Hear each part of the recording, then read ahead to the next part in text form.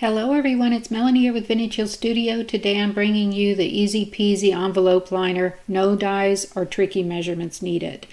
So you start with a regular envelope and just measure the width and the length up to the gum line only. And then you're going to reduce that by 1/4 inch less across the width and the length. Cut you a piece of liner paper that you want for inside your envelope and just simply slip it down into the envelope, making sure that it's even from each side.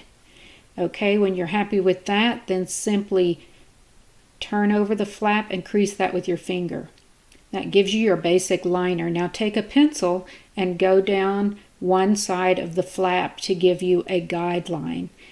Fold your liner in half without creasing it. Take your scissors and cut inside your marked pencil line. That is it. You have just created the liner for your envelope. Easy peasy for sure. Okay, now I'm going to make my own customized liner. The gray looks fine for the card that I have made, but if you want to customize your liner, just take a stamp, anything that you've got on hand, a little bit of ink, pull that liner back out of your envelope, and start customizing.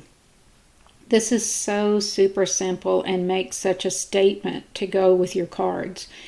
I like to, just move these around different directions to give it some interest. And I'll bring over a piece of paper to go right up along the edges. And you don't have to go that far down into your liner because it will never show. So think about some of the stamps you might have. I've also used embossing folders on my liners, just anything that gives it a little bit of a wow factor. Okay, just reinsert that liner back into your envelope, again making sure that it's even from both sides and that it will align with the flap. And then simply take some adhesive and just go on the two edges of your flap. That is it. Then get that adhered to your flap. Now the reason you want to use adhesive just on the two edges at the top is because you need that liner to move when the envelope is open and closed. So there it is. Now the last finishing touch I like to do is add a little bit of something on the front and the back of my envelope to coordinate with my cards. So again, pick anything that you've got. Embossing folders are beautiful on the outside of your envelopes as well, if that's what you choose to do.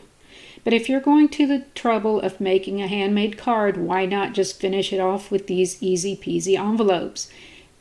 Really, this is all there is to it, and what a nice finishing touch. I'm so glad you dropped by today. I hope you get inspired to line your own envelopes and that you'll come back and visit me real soon. Feel free to subscribe, give me a thumbs up, leave me some comments. I'd love to see you back. Happy crafting, everyone.